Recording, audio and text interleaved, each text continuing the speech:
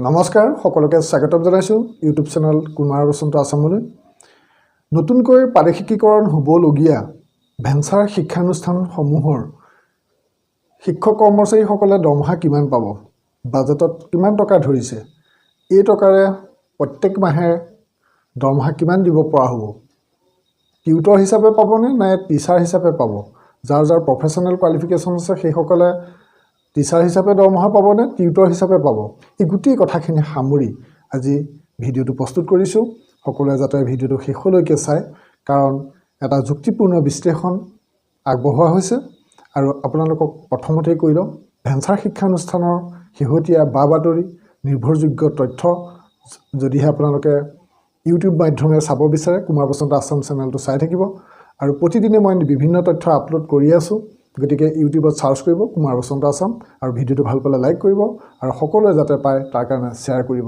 এতিয়া মই মূল কথাটোলৈ আহোঁ সেইটো হৈছে যে বিভিন্ন জনৰ মনত এইটো এটা প্ৰশ্ন হৈ আছে 6 মাৰ্চত যেতিয়া বিত্তমন্ত্ৰীয়ে বাজেট উত্থাপন কৰিলে অসম বিধানসভাত সেই বাজেটত যিখিনি টকা ধৰিছে সেই টকাখিনি যদি আমি বিশ্লেষণ কৰোঁ তেতিয়া আমি তাৰ উত্তৰ পাম বহুতৰ মনত এইটো এটা প্ৰশ্ন হৈ আছে যিহেতু এলপি আৰু ইউপিত প্ৰায়বিলাক শিক্ষকৰে ডিপ্ল'মা ইন এলিমেণ্টাৰী এডুকেশ্যনৰ যি প্ৰফেশ্যনেল কোৱালিফিকেশ্যন সেয়া আছে বহুতে ইতিমধ্যে DLED সম্পূৰ্ণ কৰিছে আৰু হাইস্কুলৰ ক্ষেত্ৰত বা হায়াৰ ছেকেণ্ডেৰী ক্ষেত্ৰত বহুতৰ BEd আছে বা বহুতৰ নাই এইখিনিতে এটা প্ৰশ্ন হৈছে বিশেষকৈ DLED কমপ্লিট কৰাসকলে এলপি আৰু ইউপিৰ ক্ষেত্ৰত টিউটৰ হিচাপে দৰমহা পাবনে টিচাৰ হিচাপে পাব আৰু হাইস্কুলৰ ক্ষেত্ৰত BEd থকাসকলে টিউটৰ হিচাপে পাবনে টিচাৰ হিচাপে পাব সেইটোৱেই হ'ল এটা দৰকাৰী কথা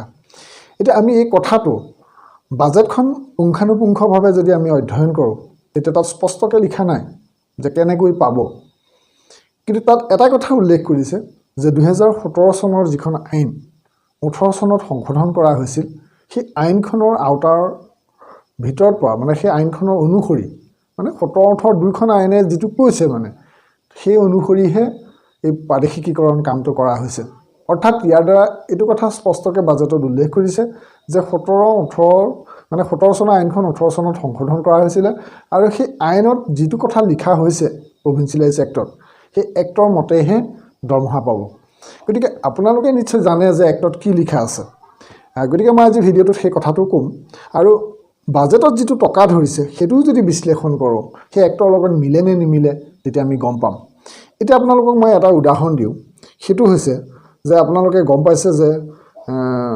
হাইস্কুলৰ ক্ষেত্ৰত নতুন হাইস্কুল হ'ব 358খন 358 নতুন হাইস্কুল আৰু তাত পোষ্ট হৈছে 2538টা পোষ্ট এইবাৰ বাজেটত উল্লেখ কৰা মতে 2538টা পোষ্ট প্ৰভিঞ্চিয়েলাইজ হ'ব আৰু বাজেটত তাৰ কাৰণে টকা ধৰিছে 41 কোটি 2 লাখ টকা এতিয়া এই 41 কোটি 2 লাখ টকা যদিহে আপোনালোকে ভাগ কৰি চায় যে 41 কোটি 2 লাখ টকা 2538 জন শিক্ষকৰ মাজত যদি ভাগ কৰে অৱশ্যে সকলোৰে সমান নাপায় কাৰণ এই ক্ষেত্ৰত এটা কথা আছিলে যে হাইস্কুলৰ ক্ষেত্ৰত যিটো দৰমহাৰ পেটাৰ্ণ মানে প্ৰভিঞ্চিয়েলাইজ এক্টত থকা মতে হাইস্কুলৰ ক্ষেত্ৰত আছিলে হেডমাষ্টাৰৰ 16200 টকা প্ৰথম বছৰ আৰু এছিষ্টেণ্ট হেডমাষ্টাৰ হ'ল 14400 টকা আৰু graduate teacher arts science commerce সেইসকলে কিমান পাব 12600 টকা আৰু মিউজিক বা ক্লাছিকেল টিচাৰ ক্ষেত্ৰত 12600 টকা আৰু ক্ৰাফ্ট টিচাৰ ক্ষেত্ৰত হ'ব 9900 টকা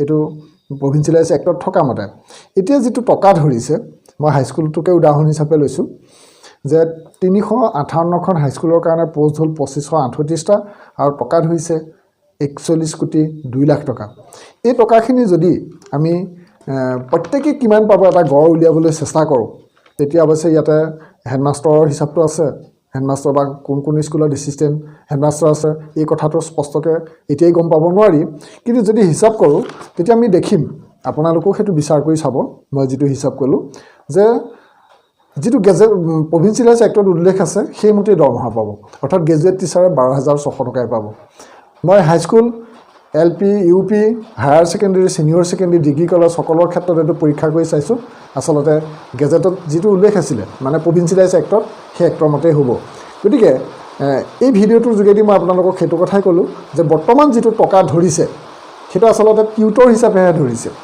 টিচাৰ হিচাপে না ধৰা। হয়তো আপোনালোকে শুনি এইটো দুখ পাব, কিন্তু সোনকালে হয়তো টিচাৰলৈ উন্নীত কৰিব। কিন্তু মই বাজেটত ধৰা টকাটো হিচাপ কৰি পেলাই মই আপোনালোকক বিশ্লেষণটো ক'লোঁ। আৰু এই ক্ষেত্ৰত মই আপোনালোকক এইটো কথা ক'লে নিশ্চয় ভাল হ'ব যে কোনেনো কিমান টকা পাব আপোনালোকৰ মনত চাগে এতিয়াও জানিবলৈ মন গৈ আছে যে LP ক্ষেত্ৰত এছিষ্টেণ্ট টিচাৰে প্ৰথমতে 10,800 টকাকৈ পাব। আপাৰ প্ৰাইমেৰীৰ ক্ষেত্ৰত প্ৰধান শিক্ষকসকলে 12,150 টকা মাহে পাব আৰু এছিষ্টেণ্ট টিচাৰে পাব 10,800 টকা। আৰু ছায়েন্স এণ্ড মেথছ টিচাৰ হিচাপে যিসকল গ্ৰেজুৱেট টিচাৰ আছে সেইসকলে পাব 11,700 টকা। আৰু হিন্দী টিচাৰ বা আৰবিক টিচাৰ বা লেংগুৱেজ টিচাৰ যদি হয় আপাৰ প্ৰাইমেৰীৰ ক্ষেত্ৰত তেতিয়া 10,800 টকাকৈ পাব। আৰু হাইস্কুলৰ ক্ষেত্ৰত প্ৰধান শিক্ষকে পাব 16,200 টকা, এছিষ্টেণ্ট হেডমাষ্টাৰে পাব 14,400 টকা। গ্ৰেজুৱেট টিচাৰ বুলি কওঁতে BA বা BCom বা BSc আৰ্টছ ছায়েন্স কমাৰ্চ তিনিওটাৰে হয়, গ্ৰেজুৱেট টিচাৰসকলে পাব 12,600 টকা।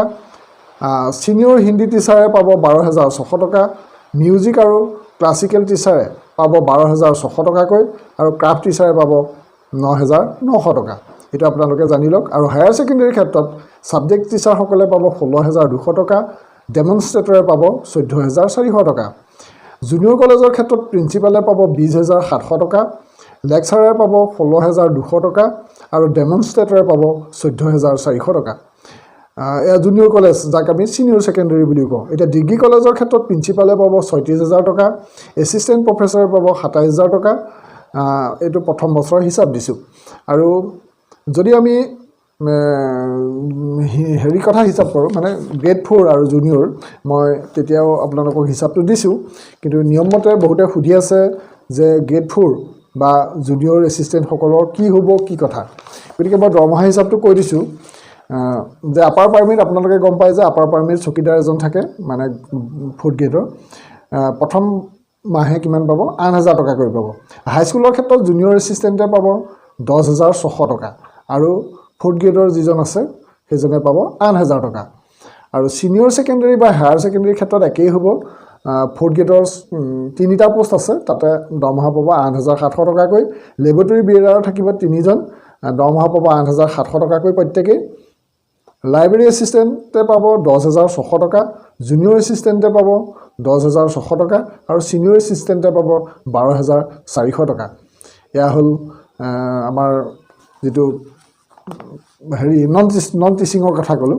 আৰু ডিগ্ৰী কলেজৰ ক্ষেত্ৰত এছিষ্টেণ্ট লাইব্ৰেৰিয়ান এজন থাকিব, তাত 12,600 টকাকৈ পাব মাহে।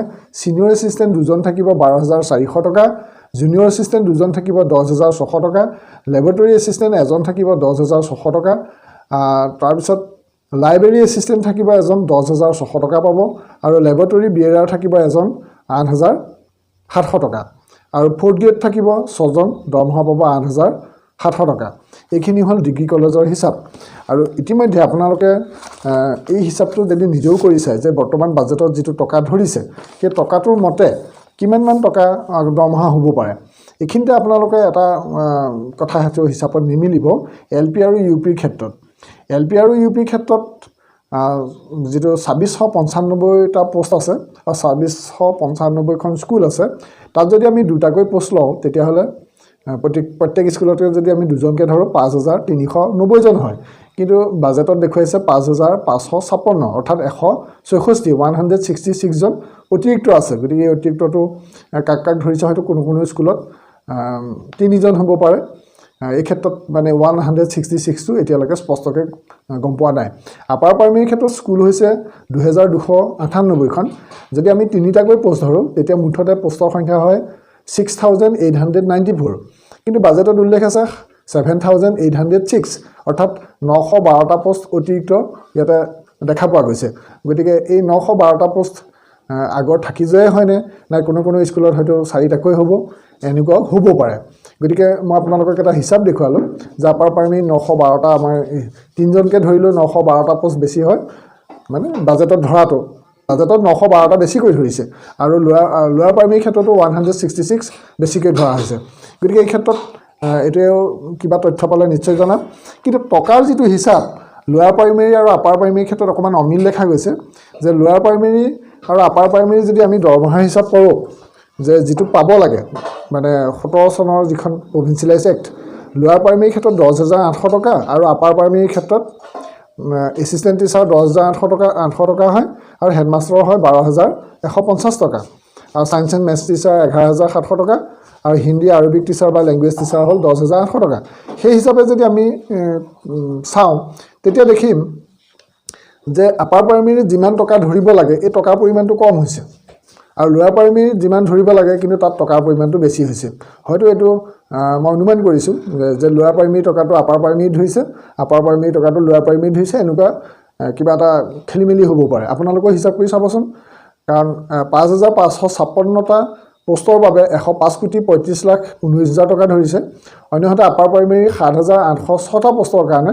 75,23,28,000 টকা ধৰিছে গতিকে হিচাপটো নিমিলে নিশ্চয় এইটো কিবা এটা ভুল হৈছে গতিকে এইখিনি মই বিশ্লেষণ আগবঢ়ালোঁ আপোনালোকে বহুত কথা হয়তো এই ভিডিঅ'টোৰ পৰা জানিব পাৰিলে যে দৰমহা প্ৰকৃততে কিমানকৈ ধৰিছে আমি বাজেটত ধৰা টকাটোৰ ওপৰত চালোঁ আৰু এইখিনিতে আপোনালোক হতাশ নহ'ব মই কৈ থওঁ যে বাজেটত যদিও এইটো টকা ধৰিছে কিবা যদি টকাৰ প্ৰয়োজন হয় ধৰি লওক ছমাহ কৰাৰ পাছত আৰু যদি কিবা টকাৰ নাটনি হয় তেতিয়াহ'লে বছৰেকত কি হয় বাজেটত ধৰা যদি এবছৰলৈ টকা ধৰে সেই টকা ধৰাৰ পাছত কি হয় যিটো টকাৰ নাটনি হয় এইটো ছাপ্লিমেণ্টাৰী বাজেট অক্টোবৰ নৱেম্বৰ মাহত পুনৰ হয় যদি কিবা শিতানত টকা কমে তেতিয়া পুনৰ মানে ছাপ্লিমেণ্টাৰী বাজেটত টকা ধৰিব গতিকে কিছু আশংকা আছে আৰু মই সামগ্ৰিক এটা বিশ্লেষণ আগবঢ়ালোঁ আপোনাৰো মনত হয়তো নানা প্ৰশ্ন উদয় হ'ব পাৰে বা আপোনাৰ ফালৰ পৰা কিবা এটা মনৰ ভাৱ হ'ব পাৰে যে আপুনিও যদি কিবা তথ্য পাইছে নিশ্চয় ভিডিঅ'টো কমেণ্ট কৰি জনাব মোৰ ফালৰ পৰা মই এইখিনি আপোনালোকক জনাবলৈ চেষ্টা কৰিলোঁ আপুনি যদিহে এজন ভেঞ্চাৰ শিক্ষানুষ্ঠানৰ শিক্ষক বা কৰ্মচাৰী